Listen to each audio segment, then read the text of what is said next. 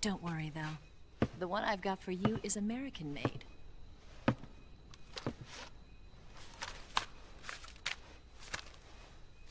$45, huh?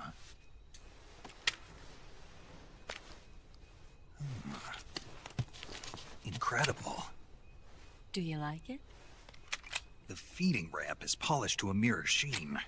The slide's been reinforced, and the interlock with the frame is tightened for added precision. The sight system is original too. The thumb safety is extended to make it easier on the finger. A long type trigger with non-slip grooves. A ring hammer. The base of the trigger guard's been filed down for a higher grip. And not only that, nearly every part of this gun has been expertly crafted and customized.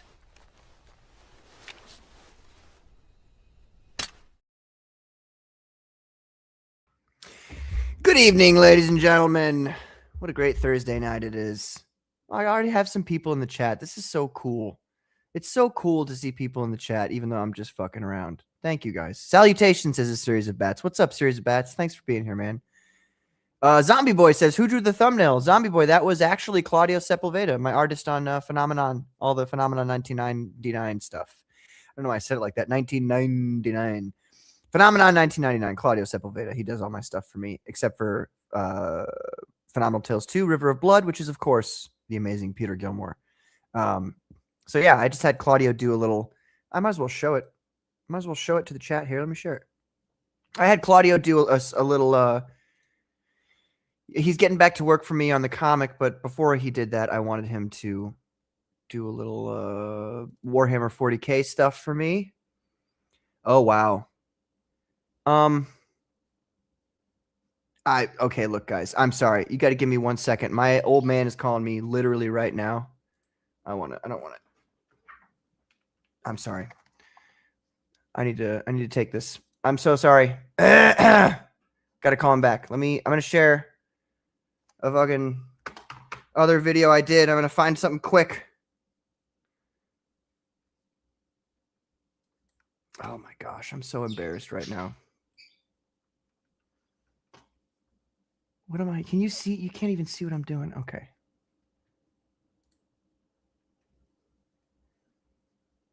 Good gracious.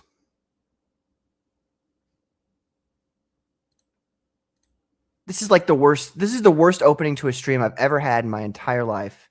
And you guys are all here to see it. This is so embarrassing. I wouldn't have even started the stream. I would have just...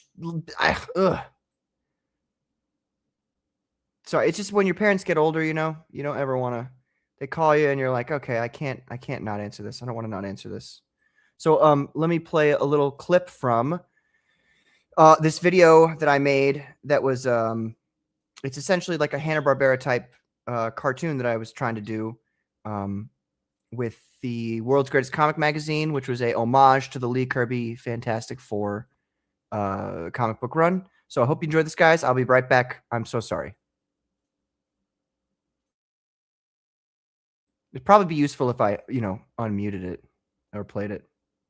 What is this? What enemy strikes at us now?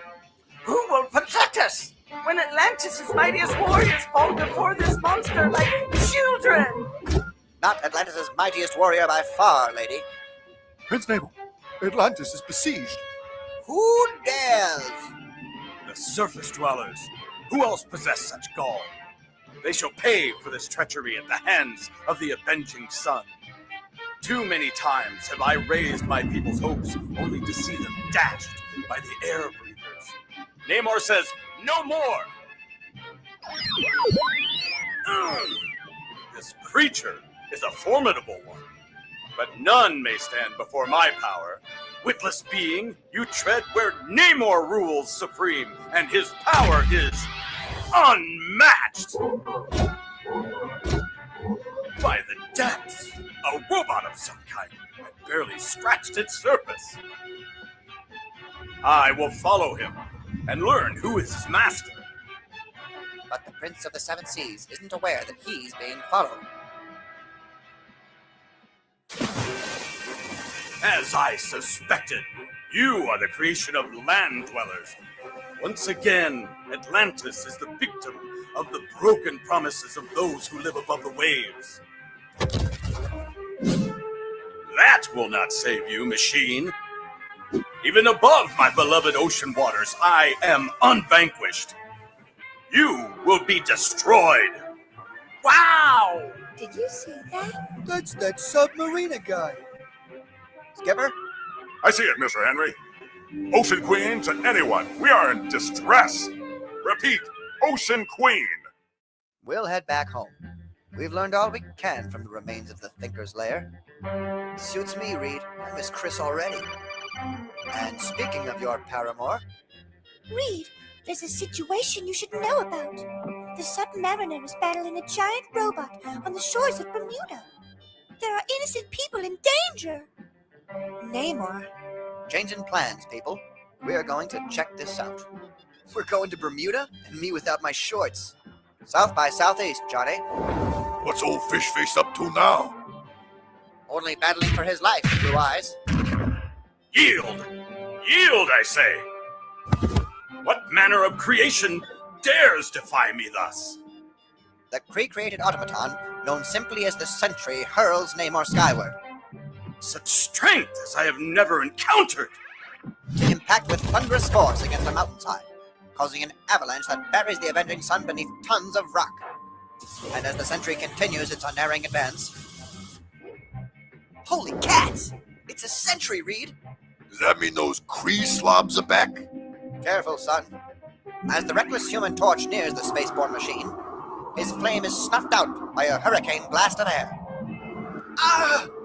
Flame's dying. I can't stay aloft. Flame off.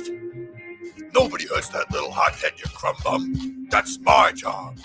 The thing blasted gadget caught my haymaker. Ugh. The Kree designed this Sentry to withstand greater force than we can bring to bear. If only I can restrain it. It's Namor. The Sentry entombed him within that rock slide. Sue, see if you can free him. Ah! The strain is too great. Losing resiliency. Dear Lord, that weight will crush the life from even someone of Namor's strength. I must release him. But even if I do, will he be in any condition to aid us? And can I stand alone against the Sentry if it so easily defeated Reed and the others? Meanwhile, far below the ocean's waves. Clear this rubble. I must enter the royal chambers. Yes, Lord Vashti. The Imperial Palace is a little damaged, my lord. Yeah, all right. I'm back. Sorry. Good gracious. Namor speaks like Tuttle on X. Yes, he does. Yes, he does. Oh, man. Oh, sorry about that. You know what's funny is it's pretty funny, actually. Because, you know, I mean, you guys who watch this channel, you know kind of my opinions on certain things like aliens, UFO, that kind of shit. Like, you know that I'm all in. I believe all this stuff. Well, technically speaking, I don't believe in aliens. But the phenomenon is real. Anyway, so I was telling my old man that I'd heard some rumors that Trump was going to be giving a speech recently about there being aliens. And he's like, no, he'll never do that. That's not real. You know, it's none of that's real. And he just called me because he just heard on a talk show that they're talking about it right now. Patrick clearly practices talking like a girl. Bro, actually, I'm really proud of the way I spoke as Sue Storm, particularly. I feel like I captured that 60s, you know, that 60s demure female vibe. Look, you guys are just jealous you're not in touch with your feminine side, okay? Please, nobody clip that. Especially don't show it to Peter Gilmore. So anyway, I was going to show, I'll read all the rest of these chats that I've gotten in the meantime here. I was going to show this piece that Claudio did for me of my custom chapter of the Space Marines called The Angels Militant, which is actually based on... So if any of you guys know this, I don't know how many of you guys know this, but the Blood Angels obviously are a very famous chapter of the Space Marines. And from the Blood Angels came a lot of, you know, successor chapters like the Angels Resplendent, who ended up engaging with demons. And then they were like, oh, we engage with demons. We have to be penitent except instead of literally excising the demons from themselves and like killing and exterminating all the people who were the problem, they were like, we're just gonna stop. But they didn't stop, and they didn't kill the demons. So it's like, hold on a second, the Angels Penitent are still kind of evil, in my opinion. So I made my own custom chapter, which you can see right here, called the Angels Militant, which are like versions of the Angels Penitent, who are now like, okay, no, we're going back to killing all the chaos guys and, doing all that kind of stuff. And so I had Claudio do this for me, and he's actually doing another piece for me of the Death Guard, if you guys know who that is, for my brother, because my brother plays Death Guard. So it'll be cool to have these two pictures right next to each other, the Angels Militant and the Death Guard. But anyway, thank you guys for being here. We got Adam Weber. What's up, Adam? We got a series of bats. We got Zombie Boy. We got Adam Weber. Thank you for being here. Yes, that's one of my favorite clips ever, because Snake gets like almost sexually excited about the 45. The way he puts his cigar out kills me every time. We got the Squid. What's up, Squid? We got Invincigaz. What's up, Gaz? Is it me? Am I the drama? No.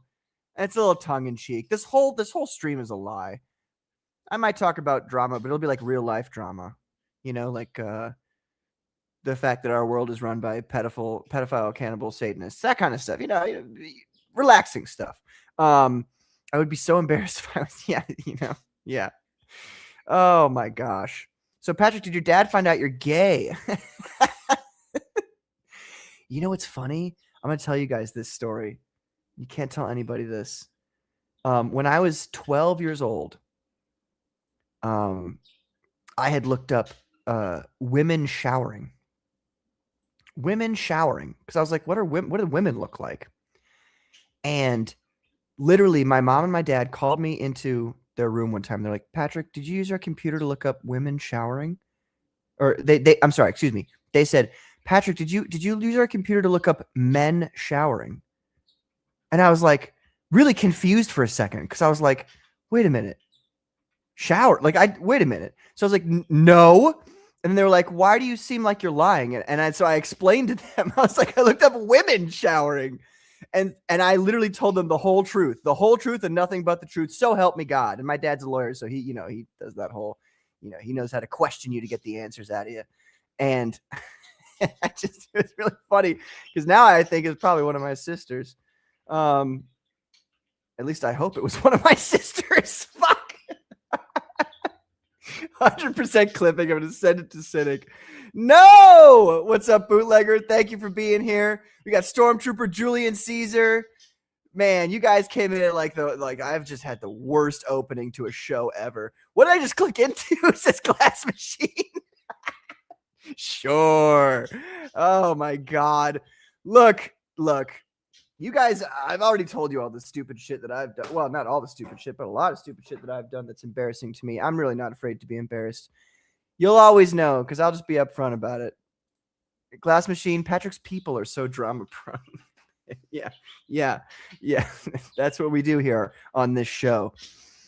When people say to me, and look, I don't like taking shots at other people, which is literally a great example of what I mean when I say, when people say to me that, that my show or me, that we engage in drama, I'm like, okay, well, you don't watch my show then. Like, we do maybe 10% of the time. Sometimes and it's never like a particular opinion about, it's never like we kind of wait and see how things go. And then we form our own opinions about certain subjects. Like, I'll give a good example, the Frog Tony stuff. Like, I never went after Frog Tony. I never like the way that the FFS guys do, never said anything like that. And it was just like, we did talk about a little bit about it, but just in the manner of like, well, we've seen the DMs, we've read all this stuff, we've been here around, so we can, now I'm kind of like, that's gross and creepy. And I don't feel like that's drama, saying that those kinds of things are gross and creepy. And the only drama that we really engage in is the Eric July, quote unquote, drama. But the way I look at it is, he's a lying sack of shit, and he's took a lot of money from me under false pretenses. And while I can't get my money back, I can certainly try to make that money worth my while, which hopefully Clippo will show you guys in a little bit. I'm waiting on that. I'm excited for that. If you want to call that drama, you can call that drama. I call it calling out fucking liars and grifters, which may just be drama to you. Class Machine says, I was having a nice hetero night. Then bro is talking about dudes in the shower, probably fantasizing about the butt crack bubbles. You make me sick. Sick! Yeah, dude. You should exterminate me then. That's what, that's what the Space Marine would do, a good Space Marine. But you did such a great ooh-woo when you read a bit of it, dude. Look, I can do a great all kinds of things. What's up, Dark Gift? How you doing, man? By the way, if anybody wants the link, this is going to be a boring painting stream, really. But if you want a link, you just want to shoot the shit about random stuff, I'll talk about whatever you want to talk about because I don't really have anything specific that I want to talk about. It's been fun watching the Eric saga. Gosh, let me get to painting here so let's just start with that. We also got Mikey Gates. I didn't realize how bad you got screwed, Patrick. I'm sorry. In what in particular? You mean like the Rob Hunter thing, or I don't know specifically what you're talking about. I've been screwed many a time in my life, and not in the fun way either. That's exactly what I say about what I do. That's exactly what I say. Yeah, exactly. See, exactly. See, I understand because drama is like petty bullshit. It's a different thing when you legitimately think and look, everybody's got their opinions about everything. I'm not making an opinion again because see, even I would say Tony is separate now from the whole like, is this drama talking about this? The Liam situation is a little different. Dark Gift, I think you understand that. Where now, it doesn't really matter what you say. It's all going to be considered, the fake gay internet drama. No, we're not doing that. Not calling it that. But you know what I mean? Like if most people agree with you or if it's pretty cut and dry, then they'll not call it drama. But if people are like, they have a bunch of different opinions, it still counts as drama. We got Skelly. What's up, Skelly? Thank you for being here, man. And cool. I will send you that link in a little bit. And good gracious. Have I said hello to everybody? I've said hello to everybody. Rob Hunter. You just heard about that, Mikey? That's not me making fun of you. I'm just, I wonder where you heard about it from. I'm curious to know that. We've talked about it a few times on the Commandos, but I don't really, I feel like in depth, I talked about it on FFS. Let me send that link over to DG and then I'm going to start painting. And we'll talk about the Eric July stuff because I want to, but let me put some music on as well while we're here. Well, let me send him the link first and then I'll put the music on. Anybody who wants to come on, really, you can come on with few exceptions. Sorry, I'm typing, so it's hard for me to. What is it? One word? That's stupid. Okay. All right, there you go, brother. All right, now let me put some music on and get this mouse out of the way so you guys stop seeing my weird fingers. You guys think fingers are weird? I got a coworker who thinks that toenails, the word toenails is a weird word. So she forces her husband to call them toe tops. I don't get it. But hey, people are weird. Okay. Oh, baby.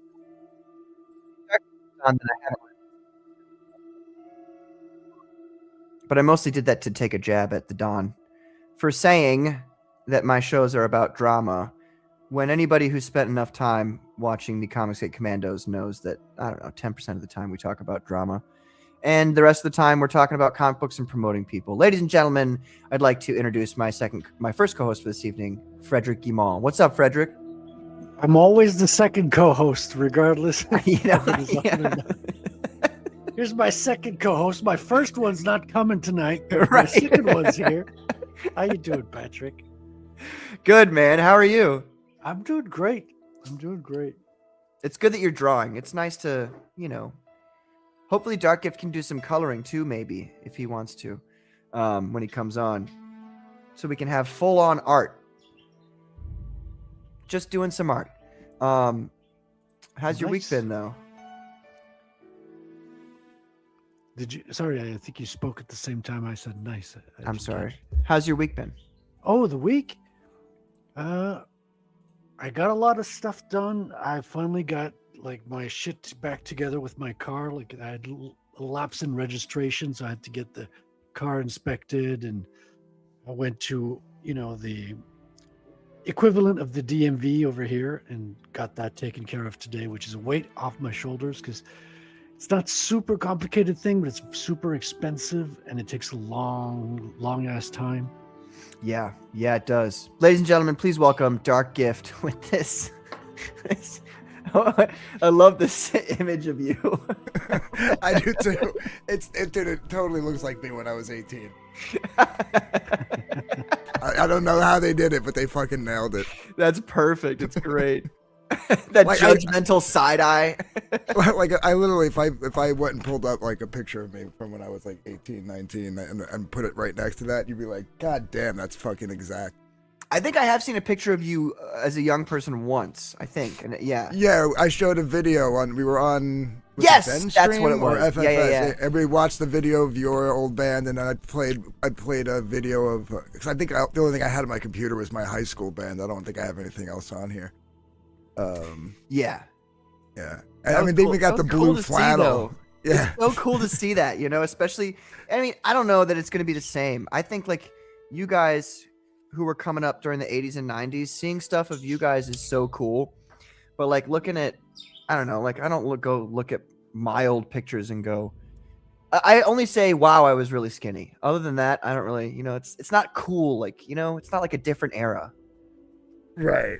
I get what you're saying. Yeah, no, I look at stuff from like the early, the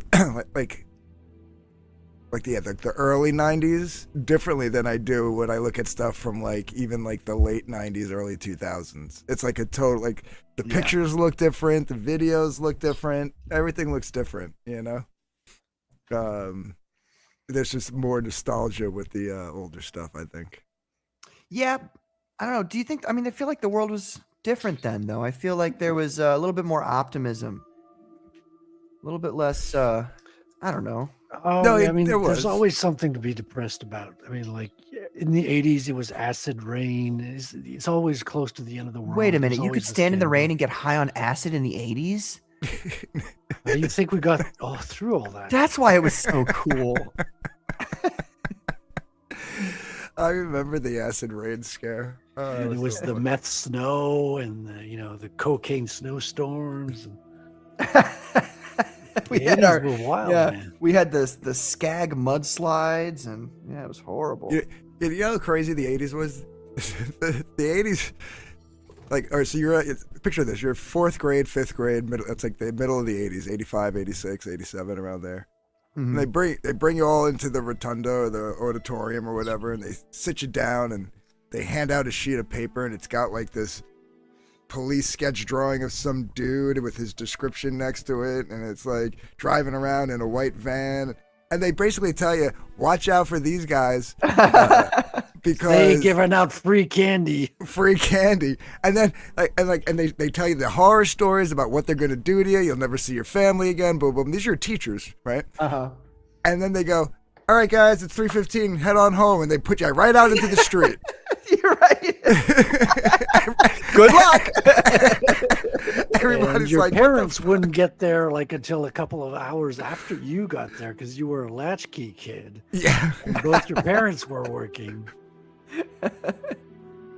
But but you say that though, but like, I don't know. I feel like I think parents certainly are more helicopter parents these days, but like, I don't know. I trust motherfuckers less nowadays than I would have back then. Well, they have less parents, or more mothers and less fathers. Well, it's funny because all those latchkey kids became the helicopter parents. Yeah, it's crazy, dude. I tease my friends because like I've had the both benefit as far as humor and stuff goes. And of course, there's a drawback to not having kids, at my age. But I make fun, like especially like when the whole dying alone thing. You're not looking forward to that, DG? Well, yeah, does anybody? Sorry. Wow, this got real dark real quick. But no, like when especially like when let's say 10 years ago, right? So when I'm like in my late 30s, early 40s, and like millennials were younger, right? You guys, you're a millennial, right? Millennials are still younger. What are you talking I was about? born in '93, so I don't know what that makes me. Would that be? Nobody in my generation liked me or my politics, so I don't know. You know what I mean? Like, would that make you a Gen Zer? I don't know. Well, when I say younger, what I mean is like, because you got millennials who are like hitting 40 now. You know what I mean? I'm talking about when millennials were like still like in their teens and 20s, right? Yeah. And like I'd make jokes about millennials online, and my friends would laugh and like on Facebook, say, because that's where I keep in touch with most of my old friends and stuff. And they'll laugh and they'll comment and stuff. I'm like, I'm talking about your kids. The fuck are you doing joking around back? I'm joking. I'm talking about these are your kids I'm fucking making fun of. This is your fault. Dude, we're about to enter an even stranger time. You were talking about Facebook, Dark Gift. It came out, I think, about 4 years ago, but it's been in the news this week again. Meta, the mother company of Facebook right now, they've been working on an AI technology to keep people alive on Facebook after their death through AI. So with very little source material, they could keep your loved ones alive on Facebook after they've passed. That's disturbingly disgusting. Yeah, straight up dystopian. It gets worse because one of the employees posted on 4chan 4 years ago how he was worried about it because the whole program was getting compartmentalized, so people wouldn't talk to each other. And the guy was like, we could wipe out a whole city and no one would know online that everyone's dead, because the whole city would be kept alive through posts, and through how sophisticated AI is now. You'd even have audio, video equivalent. So, yeah, it's dude, I read that and was deeply like, disturbing. That's like, what if that's happening right now? You know what I mean? What if entire it's countries, like an alpha testing or something? Yeah. Like, what if you had a small, a small Southern American country that nobody really gives a shit about, and they've already done that, and so they're just testing how long this is going to last for. I don't know. It's just really, that was the most dystopian thing about it. Dude, yeah, because think how crazy that would be if the military got a hold of that, right?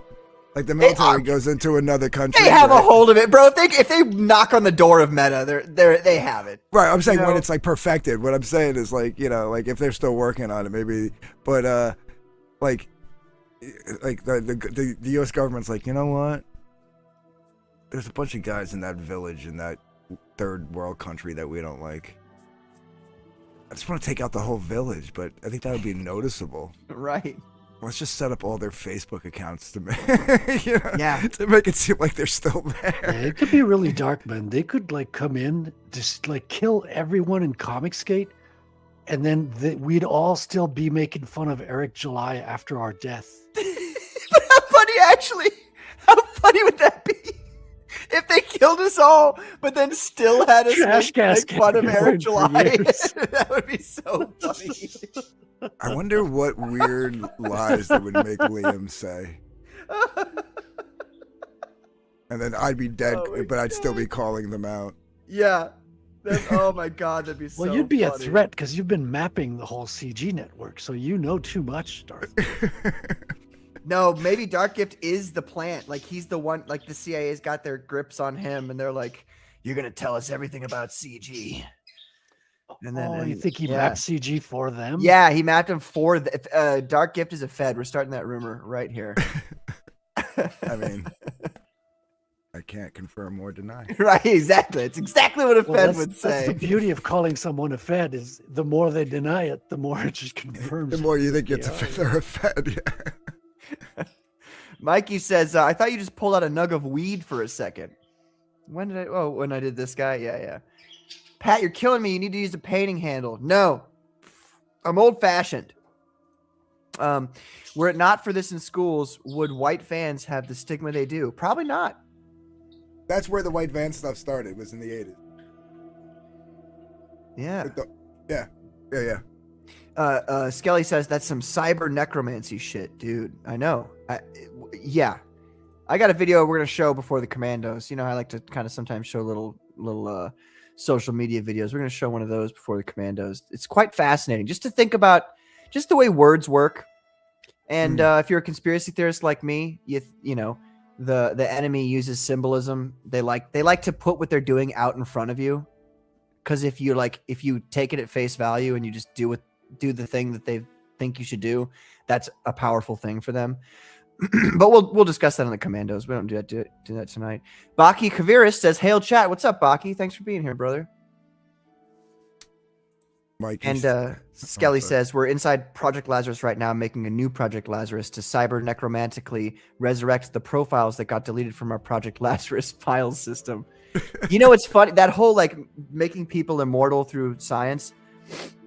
There's this ideology called Russian cosmism that then got changed to Soviet cosmism when the Soviets took over. And it's the idea that like originally in Russian cosmism, it's more like Christianity based. But in Soviet cosmism, they're all about like science is the like communism and science are like the future to solving all the world's problems and peace on earth and all this. And one of the things that they say is like, you know, how do we make it so that people don't need as many resources? But then also, how do we prove that we're just as good as God? And what you do is you make people immortal, obviously. So you can do that through biology. Maybe you can, maybe you can't. I don't think you really actually physically can.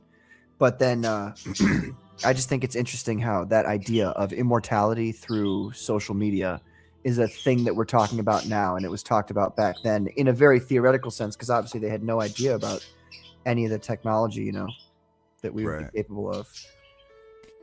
I mean, I thought it was like one of the decent things they did was like at one point you could like assign a family member to take control of your account after you pass away. You know what I mean? That's reasonable. That's cool.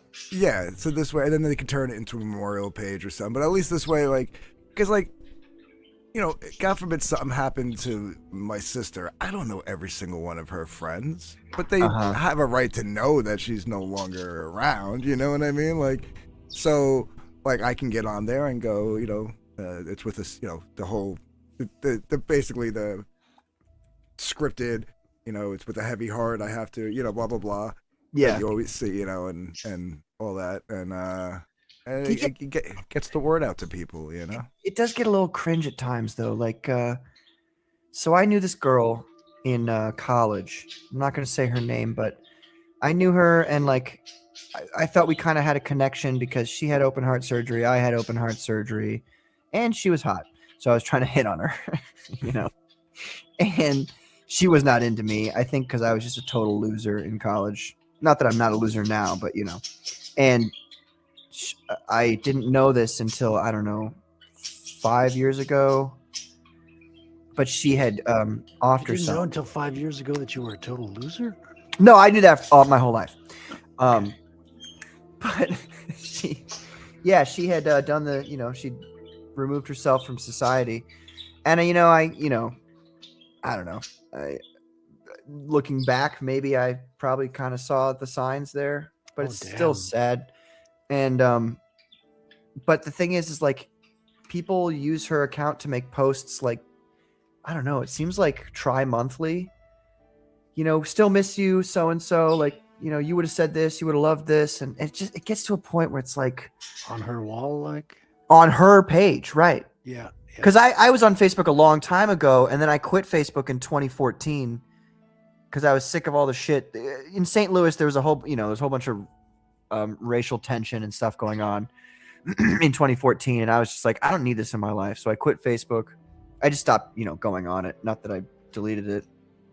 And then I come back to it, I don't know, a year or two ago, and she's making posts, and then I come to realize that none of these posts are her. They're all her friends because she's dead. And I was like, oh my God. And it got to a point where it was like, guys, like, you know, she passed in like, I don't know, 19 or something. It gets to a point where it's like, you're hurting yourself by, I don't know.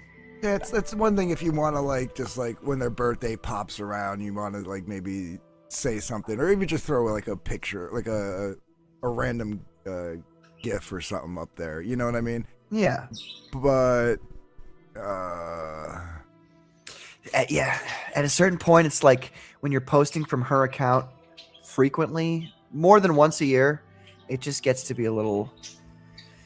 I don't When like you it. say from her account, do you mean in her name? Yes, in her name, from her account. Oh, okay. Yeah. That's So weird. that- I that thought means you it's meant, probably like a they were fan- posting a message like on her wall, like as them. People do right? No, that as no, well. that's not cringy. I think No, that's fine. That's yeah. a good but Yeah. yeah, I see what you mean. No, they're posting from her account and they're not her family members because I know they're not because I know that she was an only child. And it's not her parents or, you know, I knew her well enough to know that these people are her friends and not her family members. I don't want to give any more information about her away, but like, it's just, you know, it's like, what are you guys doing? Like I feel like you're hurting yourself. And not letting her go. Like she's gone. At a certain point, you do have to accept that, you know, I know it's sad, but, I don't think she would have wanted you to do this. Anyway, Yeah, I usually only like somebody that you assign while you're living can do that. Like so, like I said, like I assigned my sister, right? For me, like if something happens, she can be the what one would to ever take over. happen to you? If I had a heart attack, you know, for smoking 2 packs a day or something, you know, well, whatever, right? But I told my sister, I said, I'm not going to say her name. I said It's Marissa. I can already tell from your tone of voice. It's a no, big it's gift. Pink gift. Yeah. So we'll go with Pink Gift. I said, Pink. I said, you don't want me to be the one to take over your account because I'm not going to write one of those cookie cutter, it's with a heavy heart. I'm going to be like, yo, this is Pink's brother. She croaked. Here's the photos. She croaked. This is when the funeral is. If you want to be there, be there. If not, don't yell at me. I told you, motherfuckers. Like, you know? That's the way it ought to be, man. That's the way it ought to be. She croaked, dude. I hope somebody types that about me. I don't want people to be sad. You know, I want them to laugh. I think it'd be funny. I've been going through a lot of funerals lately. I've been in 3 in the last 6 months. And like my mom's family, like my mom's side, like they have like 13 brothers and sisters. So there's a lot, right? So us as the second generation, the cousins and all that, we were joking at the last funerals, like, okay, I see you next funeral. Good God. Like, there's a morbid humor. Our family has a really, I don't know if it's just a dark side of humor. Like they respond with, you know, anxiety and to everything with humor. So we're always like joking around. You can't stay depressed around my mom's side of the family. I think that's how it should be, man. I mean, yeah. Like what my aunt passed away in 2024, and then why do I feel like? I want to say I want to say it was last year. Like, was it on her birthday, or was it the anniversary? I think it was her birthday. It was her birthday because we had and we did a party. You know, like my cousins decided instead of like having it be the first birthday. Well, it would have been the second, I guess, but you know, a year later or whatever. And they didn't really do much at the time. You know, they had a wake and they had a funeral, but they didn't really do like a repass or anything like afterwards. Because they didn't want it to be somber, like you said. So they waited a year and then they threw a big party, and yeah, it was good. And then when my friend, who passed away like a month after my aunt did, my best friend, every year her birthday was in January. So that following January and this past January on her birthday, we get together at this local bar in our hometown that we all used to go to when we all still lived in town, you know? And we put a big picture of her up, and then her daughters come. Her daughters are now 21. Jesus Christ. Or two of them. Two of the daughters are now drinking age. The third one's still in high school, and everybody has a good time, because otherwise what are you gonna do? You're just gonna be sad sack about it, and she wouldn't want you to be that way. No, Renee was she had the hugest smile, and like it was always on. Even when she got pissed off, she'd get pissed off at you, yell at you, and then laugh. But she'd still be mad. Yeah. But so yeah. People, if you think about your friend and you're like, he wouldn't want me to be laughing, now that he's dead. He wouldn't want me to be laughing about all the fun times we had together. Then you like, I don't know, those people don't. The people who would say, like, I wouldn't want people to be laughing about me are generally the people that end up not having anybody there at the end. No, you better be laughing about me. That's what I mean. Dude, I've done some awesome shit and I've done some stupid shit in my life, and you better be laughing about every single one of them. Yeah. You know what I mean? You tell the awesome stories and tell the stories about how I friggin' jumped off the high school roof and nearly killed my friend who was down below and I didn't see them. And wound up spraining my leg in 3 different spots, my knee, my ankle, and my hip. That was some stupid shit. Jumping off a building? I don't know what you did that went wrong there. We got some comments here. I want to catch up with some of these folks. I'm sorry, guys. I'm not paying attention as much to the comments tonight because I am trying to focus on painting. We got Scribe. What's up, Scribe? How you doing, man? Thanks for being here. He'll be here on Saturday with us on the Comics Gate Commandos. Nice. Art says, Patrick, I'm going to use you after you croak. Your ex account will call people who annoy me gay. You know what? If that's all it does, I'll accept it. I will allow you to have my account. You just have to be consistent. It'd be funny. It's a good day today for me, says Mikey. Good. That's good to hear, Mikey. And nice. Mikey, I haven't forgotten. We will talk about the Rob Hunter stuff, but we're currently talking about death. So speaking of which, we're trying to keep it positive. Right. Exactly. Did you hear I have full-blown AIDS? Oh, you do now. Yeah.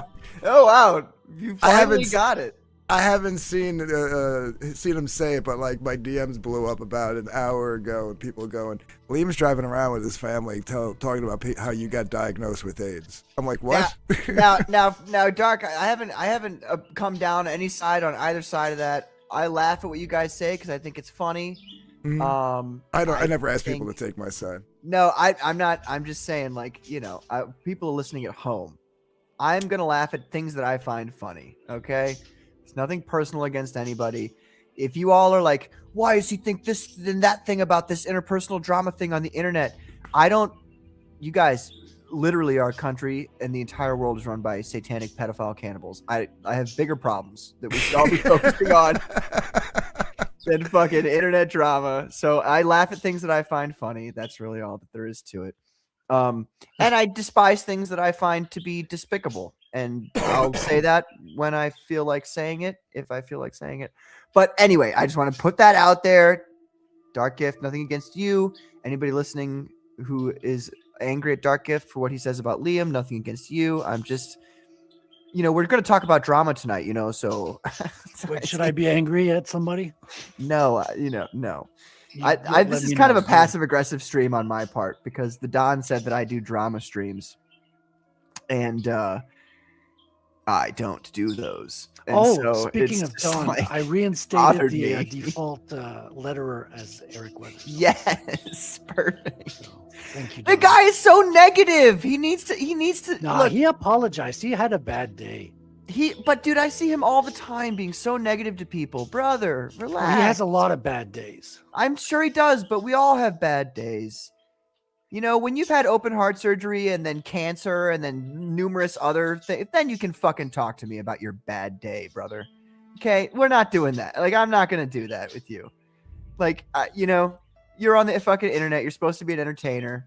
Be an entertainer. Son of Watt is going to bring this whole chat up into a positive by saying, my family are all gone. Oh, goddamn. Wow. Son of Watt, I am sorry to hear that. Thank you for being here. That's even more depressing than me having AIDS. Well, yeah, because your AIDS is actually positive. It'll save you from the cigarette cancer. It'll take me out first. Yeah. It'll prevent you from dying of cancer. Oh my god. Oh, guys. Oh, yes, we do enjoy dark humor. Oh, I've been having to do some deep thinking about which friend to give my book of instructions. The worst part is I don't have any friends to do that with because I'm the most healthy out of all my friends. Oh my god. I'm probably going to outlive them all. They're relying on you. Yeah. Bunch Oh of my burnt out God. musicians in our teens and 20s and 30s. A lot of them were still doing drugs into their 40s. So, yeah, I'm probably going to outlive all of them. Damn, you got a lot of responsibility on your shoulders. We got Cole King here. He says, "Hey fellas, great to see you. Great to see you too, Cole King. Thank you for being here." All right, I'm gonna make this big here. I'm about to move to highlighting. Oh, Adeptus Mechanicus. I did a little bit of highlighting on the pipes there, a little bit, just a little bit. I feel like I could lighten it up just a bit with another lighter gray. I'm about to start doing the highlighting. And then once I do the highlighting on the robes, I'm going to add on because he's got a bunch of other arms and shit you can see right here that I have not added on for ease of access to those areas. Can anybody see anything? I see everything. They think that I should be, that I missed maybe? I feel like I've got all the basic colors down for this guy. I mean, I don't know what his color scheme is, but you didn't like miss a spot. I mean, you got it pretty solid. Okay.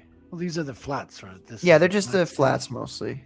Yeah, you got the null oil stage, and you're probably going to do some highlights. Yeah, the null stage is my favorite stage. So what I want to do right now is I want to Because do. it's the easiest, and it has such an impact. Yeah, that's probably true. Now you've totally made me feel like a loser. It's the easiest stage. Yeah, but you've known that for years now. You're right. It's a great callback. So yeah, I want to do the highlights on his red robes first, with probably because it was based in Mephiston red, which is a nice dark red, and I'm going to do those with Evil Sun Scarlet because it's convenient and it's right here. And then I think from there I'm going to add the arms and shit on, and go to like maybe the wash phase after that, unless anybody can tell me things that they think I've missed here. I'm looking through the chat here. The Book of Grudges. That'd be funny. A Book of Grudges. A series of bats says, "Damn, now I'm thinking I need to make young close friends just in case." That's good. Okay. All right. So yeah, I'm going to start doing that now. All right, and then we're going to switch topics from death to a more depressing subject. Rob Hunter. Damn, man. Frederick, or Dark Gift. Yeah. Do you know anything about that whole situation? What do you think about all that? Well, I mean, I only know like things that you guys told me as far as like a little bit more behind the scenes stuff. Not just you, but other people. I did know that, FFS, didn't I? I think. Yeah, and I think we talked about it again on Ben's stream. Because like originally, all I knew was that he did a campaign and then he absconded with the money, and he said some bullshit about like I can't live off. I don't make this didn't make enough money for me to live off of and do the book and stuff. And it's like, bro, you're not in the professionals anymore. Like you're not in the mainstream anymore. You can't live off the money. You gotta go pump gas or do Uber Eats or some shit. Or if you don't want to but you gotta do something to pay your bills while you're making the book, and then anything left over you can invest or whatever it is you want to do with it. But and then hearing some of the other shit, like a lot of the stuff was being traced and digital assets and stuff like that, and then doing work for hire, but like half-assing it and or tracing shit, like or not doing the work at all. Yeah, I heard about that too. Yeah, Like all sorts of crazy nonsense. Like Who did he not do the work at all for? He did to a I degree. thought that was what happened with you, Patrick. Didn't he like? Oh no, you were He not just satisfied. took for fucking ever, and then everything that he did was like I would send him layouts, like I send Claudio, to be like, hey, like, this is because I think about like how visually is this story going to be represented? Like, what do we need to portray in the panel to, you know what I mean, get across the point you're trying to make? And he just totally like he just drew whatever he wanted from whatever angle he wanted, including whatever he wanted or not in it. That like it was just incomprehensible to look at, I guess is what I'm saying. Well, he was working with 3D assets that he was inking, from what I understand. So I take back the Yes. not delivering work. I thought that was what happened with Patrick. I didn't recall that it was half-assed. No, he delivered all my work. It's just that it took 3 weeks for a page. You know, and when you're Right. paying a man $300 a page, which is what I was paying him. Inks, by the way, pencils, and inks. You know, But it's you never saw the pencils, I gather, right? You would just see the finished no, inks. I literally only ever saw the finished product, which was, you know, Yeah, there's a whole video of like Ethan breaking down Rob's work during a live stream where you're like, hold on, that's a printout. That's not an inked page. Like you don't see, you know, when you ink something, there's different layers of ink over each other. You know, you can tell when the light is reflecting on it versus when it's a printed, you know, black piece, where if you do something digitally inked and then you print it out, it's not going to have all those varied layers of inking that'll have a different tone when you, under the light. And that's how they kind of spotted that. It raised a lot of questions, right? And I think it's hard to say anything definitive. I was never there. I'm just seeing the results. But it looks like he was doing 3D, using 3D assets, building his stories that way, and then inking over them. yeah, I think that's exactly what was happening, and it's just, it's one of those things where it's like, I never understood how, even at the time, you know, you'd hear him complain about money and how much money he was making. And you're just like, bro, you just came here. You just got to Comicsgate. Like, why? First of all, why would anybody trust you enough to give you a ton of money? And secondly, like, you've not shown us really. Every time he would go on a stream, a drawing stream, like the Greybeards, for instance, he would already have everything pre-drawn. And it's like, what do you mean? Like, so it was this weird, like, you know what? I guess I am kind of rehashing shit that's already happened here. We really don't need to talk about this if we don't want to. No, It's I just wanna Mikey get had depressed. just heard about it. So I wanted to be like, Mikey, yeah, it sucks. But like, you know, I look at everything that happens to me in my life that I think sucks. And I go, at the time, I get very mad. I get very Irish mad. And then later, after like, you know, 10, 15 minutes, I'm like, how does this teach me a lesson that I can take? You know what I mean? Yeah, because I think it's not a bad thing to quote unquote rehash this, because it is a cautionary tale. People are coming into the business. Oh, that's fair. And, Yeah. they're you got to meet up with people. Like you got to look on comicsgator.com to see who are the talents that are available for commissions, and you got to talk to them, and you got to vet yourself. You got to vet the people you're going to be doing business with. Yeah. Nice plug there. I don't know what you're talking about. It came naturally. Why don't you can you post that in the chat, please, so people can see that? Oh, of course, it'll be my pleasure. No, but seriously, so it's hard. It's a hard situation for folks who like are just getting into this, and they're like, who do I trust? You know, who can I trust? This is what I would say. Don't ever give an artist money before he's done the work for you, unless you've worked with him enough to know that he's trustworthy. That's what I even would say. then, like it has to be a special. Like I don't like as an artist, I don't like having the money ahead of time.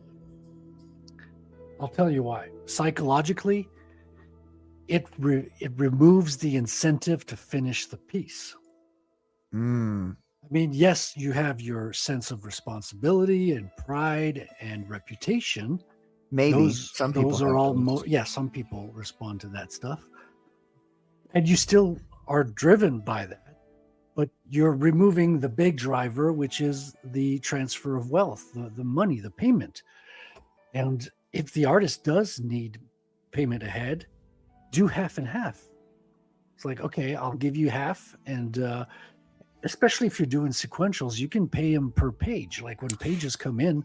Yeah, you know, I would disagree with that as well. I've been got good. It depends on how much money. It depends on how much money. Some artists will ask for half up front, and they ask, you know, because it's Are you a talking about large half the sum. project or half the page? Half? No, I'm talking about. So, like, I have a particular artist who I don't know. I feel like on the last show I was pretty not as cagey about it as I normally am, and I kind of let loose about who this artist is, but that I paid half up front to, and it was $275, which is not a small sum for somebody working a 9 to 5. And he just fucked off, and he hasn't sent me anything since 2 years now. And I've asked him many times, and I have all of those records, by the way, motherfucker. I've got all those records of you fucking off and not doing the work that you owe me. So I don't know. I'm at the point where I'm like, unless you trust the guy, I would not advise giving an artist any money until he's at least given you, like if he gives you pencils, maybe inks, if he does all the colors too. I don't know. Like it depends on what exactly he's doing for you. But like generally speaking, and I hate to be this way towards artists because when I started off, I was like, give them everything up front, respect them, do that. But a lot of these people don't respect you. So I don't know. Again, like I don't feel respected if you give me everything up front. I prefer having that, that payoff at the end. I feel it's kind of like, it's like, where did that money go? I already spent it, right? Yeah. So it's nice to have, yes, you have the reputational drive, those factors, but it's good to have at least half, at the very least half. That's my take on it. That's my of an artist being like, this is my reward for a job well done. That's cool that you think about it like that. That you like to get it at the end, is what I'm saying. Yeah. So why have you made me pay you up front? I never have. You're the one that's always been like, yes, I'm here, let me send you some money. So I'm like, see, if I trust you, which I do with you, Frederick, I like to send the money up front because I'm like, I know he's going to give it to me. Well, yeah. I mean, I've been showing up for like more than a year on the Commandos. We've done multiple pieces together. Yeah. So, you've done the pieces. I just kind of gave you money for it. I know. Yeah, but I mean, you've created them in the sense that you've requested them and written them, so to speak. I mean, not that we really need writers, but I oughta. You son of a bitch! On this non-drama stream, you're gonna do this to me? This is a painter stream. We're all artists here, I guess so. Non-drama stream. There's no such thing as a non-drama stream. I will give you that. I'm kidding, of course. I'm kidding, man. I'm learning the craft of writing, and it's, there's a lot to it. I have a high respect for people who put all the work and do, a good finished story. But I also have a lot of disrespect of people who like are quick to say, oh, the artist is just as important or whatever. Like, no, I mean, the artist is spending way more time on the piece, and the artist is also contributing to the story. But that doesn't matter. The time spent on the piece doesn't matter. You're so mad right now. You're so mad. I can tell. It doesn't matter at all, bro. If the idea is bad, the idea is bad. The writer provides the idea. Well, that's not necessarily true. What do you mean? Well, writers can have terrible ideas that artists rescue. Yeah, but that means the art that means the writer is doing a bad job writing. Yes. Yeah. So what I'm saying is like, at the end of the day, it's the idea that matters, and No, it's the result. It depends. See, I thought we were on the same page about this, Frederick. I thought you had capitulated to JJ and Mai's opinion on this subject on the last Commandos, but it seems like you're resisting.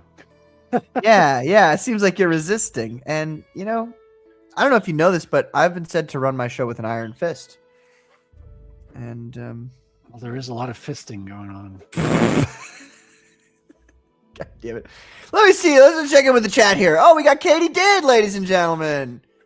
What's up, Katie? Thank you for being here. How you doing, Katie? That's Zever Comics. What's up, Zever? Thanks for being here, brother. Hey, Ryan. Nice to see you, man. And Stever was hanging out with us last night. I decided to just pick up my guitar and play some tunes, and Zever was hanging out in the chat. That's awesome. I'm sorry, Katie. I didn't mean to gross you out. So, Dark Gift. Now that Frederick has capitulated to me and agreed that writers are more important than artists, Rewriting history. Typical what do you writer thing. like? When are you going to do the karaoke? Retcon. If you were capable of such a thing, you would do it yourself. When are you going to start the karaoke back up? I'll probably start that up again soon. Right now I'm getting Last Days of the Bad Moon ready for launch, but once I do that and that's launched, then I can start like scheduling streams. I don't know what that is. Can you enlighten me, Dark Gift? So not only do I, do my own books, but I publish other people's stuff like Doc Blaylock's The Damn Dirty Thing and Pariah Blood and Mud and stuff. Last Days of the Bad Moon is a book written by Billy Powermax. You probably maybe have seen him in chats before. And Stephen Brown is the artist, a young kid. He has his own books. A young kid? You mean he's like 37? He's like well, for me, young. He's like 25. Yeah. So, he goes around as Bullcat Studios. So if you see Bullcat Studios, oh yeah, I've heard of him before. Yeah. In chats, that's him. And he's the one that like can't sing worth a damn on my karaoke streams, but everybody loves when he sings. Yeah. So, but he comes up there because it's a way to get in front of an audience and have them take the piss out of you and see that you're a good sport, and then they're like, oh, he's got books, okay, cool. But anyway, so they got together, they did this book that was Billy's idea, and it's a post-World War III dystopian type of situation. In the trailer, I kind of like cheated and said it was like it spans across multiple universes, but that's not really quite true. It's more of like a massive case of like the Mandela effect takes place in this universe. So like, well, actually, then I would say that what you've said is kind of cool because it lets that drop happen, where you realize that. Right. That's pretty cool.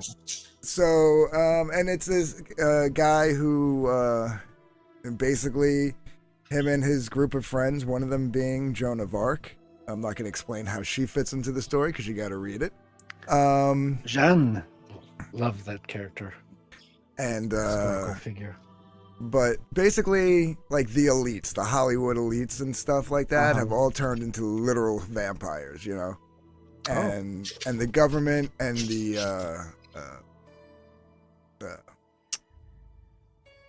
why can't I think of it right now? The other pedophiles? Well, like the hidden government within the government. The deep state. The deep state. Thank you. I don't know why I just blanked on that. Like the deep state is also an enemy in this, and they might be rubbing shoulders a little bit. There's alien like lizards involved, and so it's pretty wild. Billy went like all out, like using kind of like stuff from like modern times that we use as like analogies, right? And made it like real in this universe. So it's pretty cool. Yeah. How many characters pages is is Bad it? Moon. I'm in the process of editing it a little bit. I'm pretty sure we can keep it to 32. That's a good number. A lot of Comicscape books are around that range now. Mm-hmm. It's not still crowdfunding, is it? No, it hasn't launched. It's in sign up. So if you go to darkgivecomics.com/badmoon, it'll take you to the sign up. Well, it'll take you to the info page and then click the sign up link, and that'll give you a thing to sign up. And you get, of course, if you sign up and then back a physical copy, you'll get a free trading card and stuff like that. So, them trading cards. Have you ever considered Ben Ament's metal trading cards? Those look fucking sick. I've considered. There used to be another guy in the scene that used to do metal everything for everybody. Metal cards, metal bookmarks. He could do metal guitar picks. So I've considered metal in the past. Yeah, I just maybe as a stretch goal or something like that. I gotta ask him how much they cost, because that is the real question. Yeah, I try to keep things pretty simple. Like, this will probably be the first campaign I don't put a tapestry on, because the tapestries are getting way too much money for me to sell them at a reasonable price. Yeah, but what is the reasonable price? Come on. How many people can sell you a fucking tapestry? You know what I'm saying? Yeah, I mean, I was selling them for so when I first my very first campaign, we were selling the tapestries at like $25. Oh, I was way too low. I was getting them for 10. Bro, a tapestry's minimum $50. Just the word tapestry alone. Right. For a human person to say to another human person outside of them knowing who you are, hey guys, I own a tapestry. That alone, that sentence is worth $50. The last campaign that we did, we were selling them for 40. That's how much they went. There you go. Yeah. That's reasonable. Yeah, but now it's like my discount that I get from this vendor, they shortened my discount. Not shortened, it's not the right word. My discount's less. Reduced it. Yeah, they reduced it. Yeah. So now it's like I'd have to charge like $60. Interesting. I came up with that word reduced really quickly, but Frederick seemed to be incapable of coming up with a word to help you there. It was fascinating. It's because I'm drawing a beautiful, beautiful woman. Okay. Sure. I just don't feel like charging $60 for a tapestry. You know what I mean? Well, you could get away with it. I feel like you don't think you get away with it. I mean, well, the nice thing is I don't need a minimum order. It's the same price. Whatever I pay for one, I pay for 100 per piece. You know what I mean? Oh, I see. So where you save money is on the shipping cost. Like obviously, if I buy one, it's going to cost me $10 to have them ship one to me. If I buy 100, it's going to cost them $15, $20 to send it to me. You know what I mean? Yeah. So the art's the easy part. It's the shipping that's the key. Yeah. So that's where I make my money. So I don't need a minimum order or anything like that to get my discount. I get my discount on one, but it doesn't go down the more I buy. So, but I could, just order what I need once the campaign's over. I just don't think, people always bought the tapestries. I just think if I go over $40, I don't think I'll sell as many. I don't know, man. I think if you went to 50, I think people would still buy them. I mean, overall, how many people, how many tapestries were bought? Over the course of on the last campaigns. campaign. On the last campain. Oh, we didn't do it on a Damn Dirty Thing either, but that's because the Damn Dirty Thing was black and white, and these tapestries I get are blacklight. You don't need blacklight, but they are blacklight responsive. So we did them for all the colored ones. So you could sell a blacklight responsive tapestry. Come on now. Not only do you have a tapestry, but it's blacklight responsive. You could sell that for $50. Yeah, and they're 24 by 36. Easy. They're the size of a normal poster. I got a blacklight here. That would be awesome. Have you not seen my tapestries, Patrick? I've not seen your tapestries. Hold on, let me turn the black I think I joined a lot later than in Comicsgate than I don't know. I joined at a weird time where a lot of shit had just gone down, and so everybody was kind of going to their camps or whatever. Or like staying there. Yeah, yeah. Yeah, and so I didn't hear about a lot of people until a We lot call later. them cafeteria tables, Patrick. Hold on a second. Let me turn my black lights on so you can see it. Can I make you big? Yeah, give me a sec. What do you think, folks? I'm about to glue the arms and stuff on. I don't know. It's hard with these guys. I did some highlighting, but it's hard to see with the camera. All my shit looks bad on the camera, but if you saw it in real life, I think you'd think it was pretty cool. All right. Okay. So, yeah, show us that. See, those are fucking awesome. So that's for Lightbringer 2. That's the Dean James cover. He did all the interior arts. That one was never for sale. Only me, Doc, Dillard, and Liz, the creator of Lightbringer, got one of those because it was a promo piece that I turned into a tapestry for us. Cool. That one all the way over there is the first time I did like one solid color. That's for my art book. That's one of the ones for my art book. And then... Oh, you got it on the roof too. That's the ceiling. I mean, that's cool. Yeah, so these two... I thought you were a writer, Patrick. You don't know the difference between a roof and a ceiling? I instantly corrected myself. My brain thinks too fast for my words, okay? I got to get that one... I got to get that one redone with Peter Gilmore's art because that was the original Vic King cover. Oh yeah, yeah. And then I had Peter redid the cover for me after the Vic King stuff dropped, so I have to get those made. That's the Dillard cover for Lightbringer 2 over there. That one all the way over there is for Pariah Blood and Mud, and so is that one. Are you allowed to talk about that Dillard stuff, by the way? I don't want to put you on the spot, but I haven't heard a damn thing about it. Okay, first of all, hold on. The tapestries are awesome. Those are sick. They're really sick. They're very cool. You should continue to do those, and those are so big, you could 100% charge $50. I would buy one for $50. Just make sure you have like good photos of just like what you showed us here, like the size, and the black light, reaction to it. I think that's a good selling point, man. Yeah. It's a good price point as well.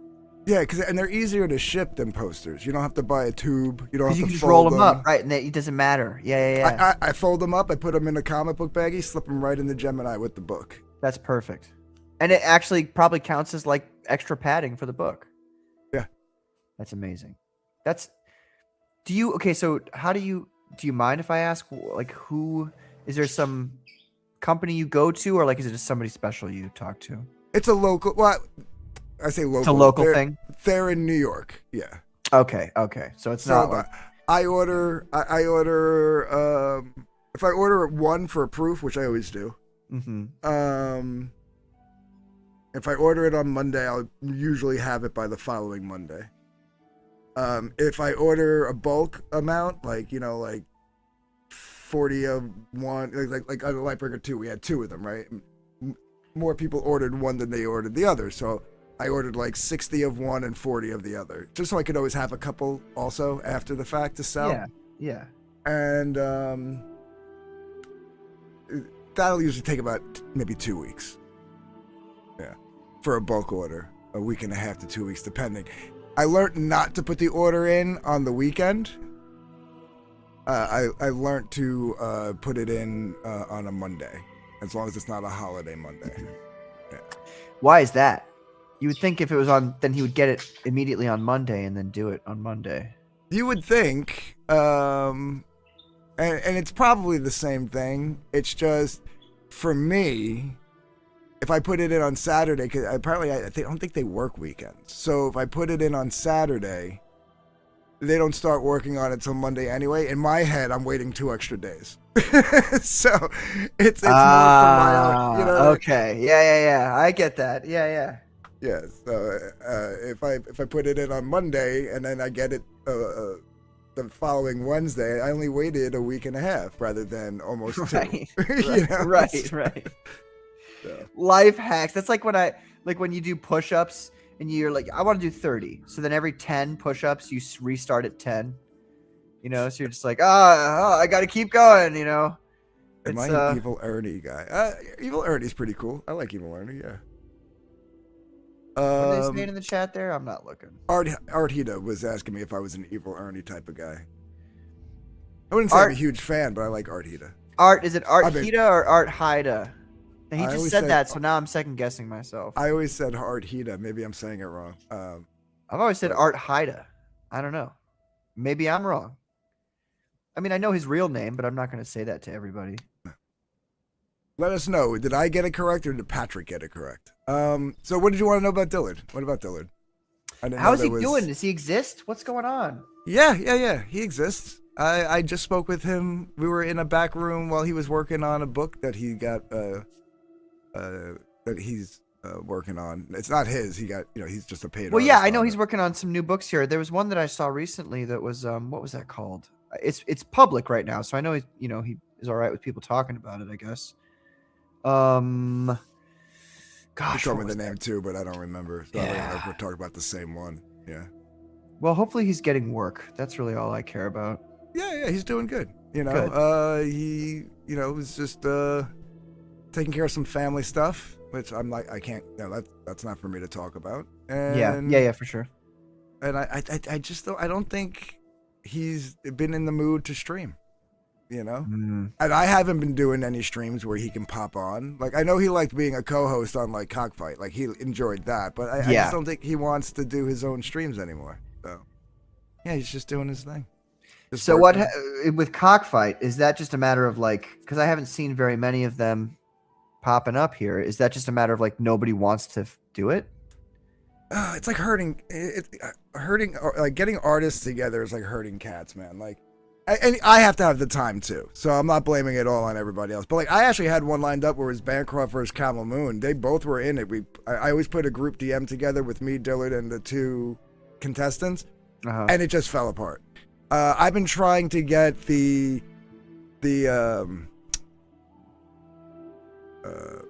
Art says whichever you prefer. Haida. Oh, it is Haida. Haida. See, I was right. Thank you. You were right. Yeah. I've been trying to get the Barton brothers to go up against each other, and they've both said they're down. It's just whenever one says like, yeah, let me know when, the other one never responds, and then like a couple of months will go by, and then the other one will go, yeah, let me know when, and the other one doesn't respond. I'm like, are you guys fucking with me? Like, they probably are. They're probably in touch right now, being like, yeah, we got him again.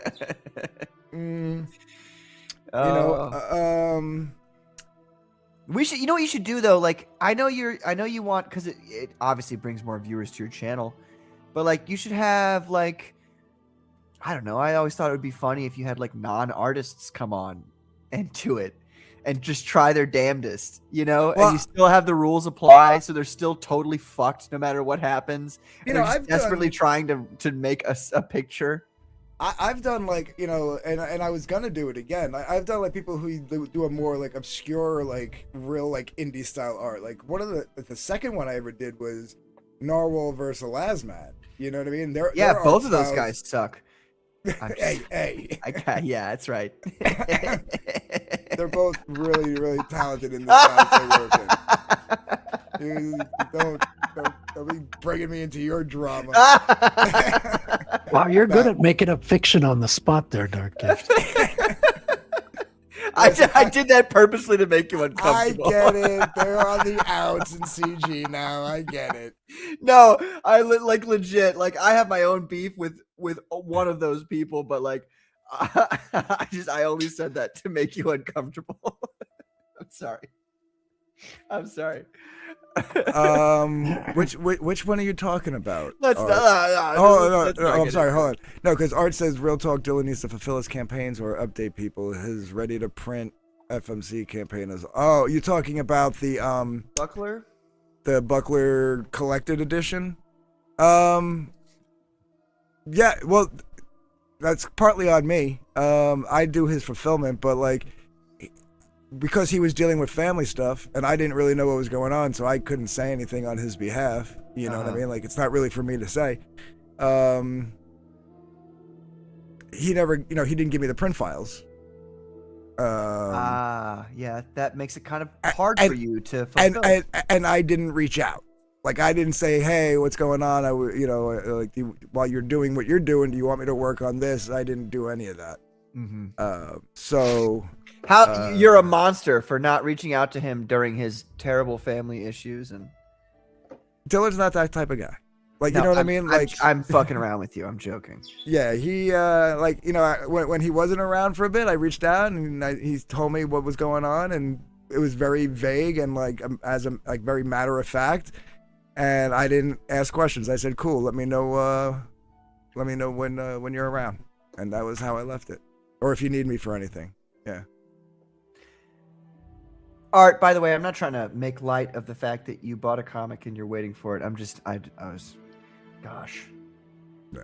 But to be fair, like I said, I just spoke with him like a week or so ago, and I have to text him to set up a phone call, just me and him, because I have to get artwork from him, and for the Lightbringer campaign, because I got to start sending out the original art pieces. So I got to reach out to him and reach out to Dean James so they can both send me the original artwork that needs to be fulfilled. And part of the conversation was going to be like, okay, what are we doing? Like, what's going on with the Buckler Collected? Yeah. I haven't talked to him about it in like months. So that's kind of on me. I should probably know what's going on with that.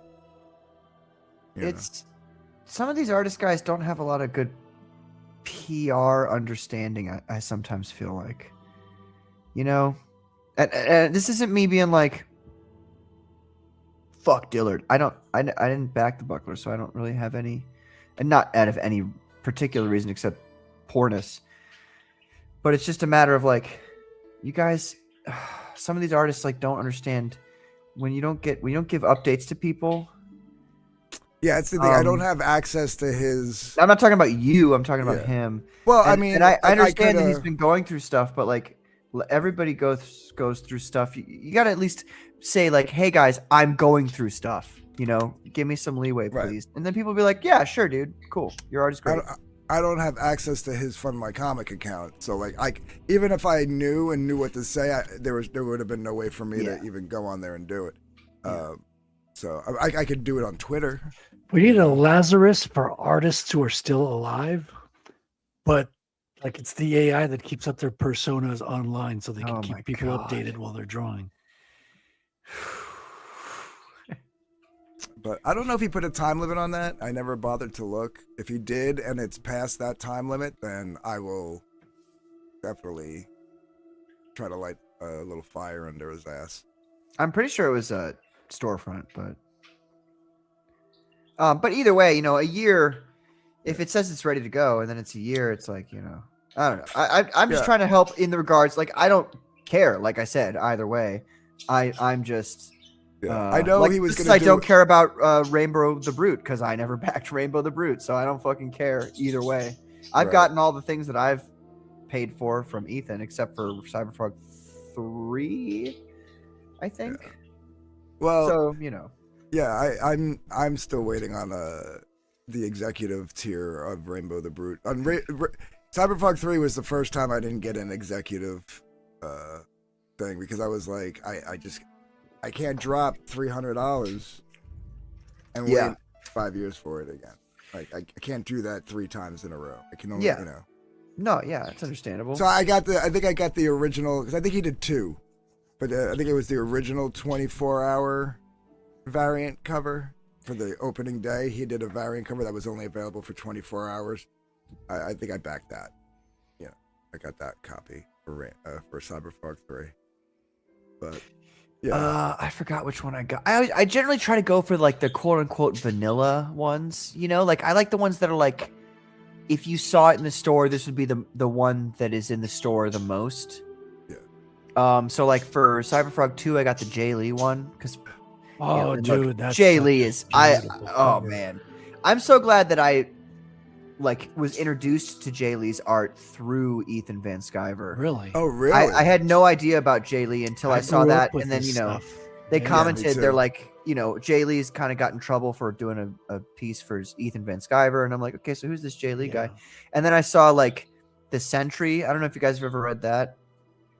by Jay Lee. I have not. But good God, like that was talk about a story. How would I describe it? It's like they took a character that didn't even exist in the Marvel universe and made him a full-blown, like, yeah, he's always been here kind of character. And I think Jay Lee's art is the thing that did that to a degree.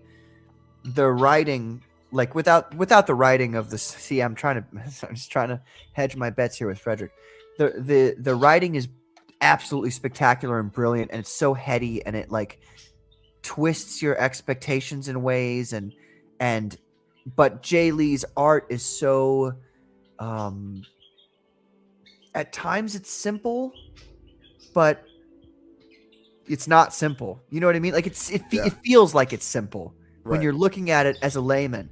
But then if you really start to dig into it, you're like, holy shit, this is not simple at all. He has a good understanding and grasp of everything that makes a good comic. Yes. And he can also like take it to extreme simplicity, as you say. Like I have books of his, of the X-Men annuals. I have Youngblood Strike Force is an extreme example of minimalism on his part, because there's barely any backgrounds in the whole stories, because it's a 3-parter with a book. But like he does this incredible, the composition is perfect, the colors are beautiful, and he's breaking out the toothbrush right for those splatters, right? He's making good use of the splatters. Everything feels dynamic, atmospheric in a sense, like he really sets the mood. Yeah. And he does a great job too of like the dialogue. You know how like these modern writers, and I don't know, this is the way I write right now, but I look at it and I do kind of judge it a little bit, where modern writers will be like, you know, they'll write dialogue like it's a TV show, which is I like it, and that's how I write, and it's enjoyable. But at the same time, it can be visually boring. And Jay Lee would take those dialogues, like those 2 or 3 pages of dialogue, and every panel is a banger, you know, even though it's just people talking to each other. It's so like the way they tilt their head, or all number of things, just minor things that he does to really bring out what's being said through the writing. It's just, gosh, it was so good. And Art says, no props, Patrick. The issue is twofold. His campaign said ready to print, and it's almost a year overdue. And if he's having issues, that's fine. But never posting an update and ignoring backers isn't. Yeah, see, that's all. That's all. He's 100% correct. And just to take a little more responsibility, because knowing that he was, doing whatever with his family or whatever, like I could have maybe said something, but I never asked him if I could, and I probably should have. And it's hard for you when he's got family issues. You don't want to be that guy. Right. I understand. And the other thing is, on a little selfish note, after all the Vic King stuff went down, a lot of the stuff I'm doing for my own stuff has been like out of pocket, because a lot of the money had to be used to reorder. Like I ordered all the tapestries, the original tapestries for Lightbringer 2. I had to reorder all the new tapestries. Yes. I had to reorder all the trading cards, all the posters, all the different stuff I had to. So now, like, fulfillment has also, like, for like Damn Dirty Thing came out of pocket. Had to pay Doc out of pocket. Same thing that's going on with Lightbringer 2. So like it's been slow going because I don't have those funds like sitting in a bank account like I normally would, because I had to recorrect everything for like not just Hunting Alice but Lightbringer 2 and all this stuff. So I wasn't pushing Dillard because I was like, I'm not really ready, to do that. Like, and so now that Lightbringer 2 is almost fulfilled and Hunting Alice is almost done, I've got more time on my hands, so I can definitely talk to him and get a feel for what's going on, and maybe he'll let me know what's going on. So, this is 2026 is the year of independent comic books. I don't know if you knew that, but the Chinese calendar specifically states that. Usually they do animals, but this year, surprisingly, The Chinese calendar says that it's the year of independent comic books. So that's what we're doing. We're going to be doing that. Cursed Heart Creations, hello. Thank you for being here. Just real quick. The Son of Watt says, the Sentry, you mean Miracle Man? No, see, this is the way I look at it, Son of Watt. If Marvel does something better than DC, then it's Marvel's idea and not DC's. So like Deadpool, for instance, is a better version of Deathstroke. Hands down. The Sentry is actually way cooler than Miracle Man and written by a less faggy individual. So with that, ladies and gentlemen, thank you, Dark Gift, for being here this evening. I'm not going to allow any dissent on my panel this evening. I'm just going to cut the whole show off before anybody can disagree with me. Thank you for being here, everybody. I really appreciate it. This was a chill little stream here. I don't know if you knew that, but we talked about really chill stuff like death and artists stealing AIDS. That's right. Artists stealing your money. So we really hope you enjoyed this. This really should be another Feel Better About Yourself show because we talked about some shit that should make you feel better about your own life. So thank you, ladies and gentlemen, for being here. I appreciate it. And have a great night, everybody. Good night.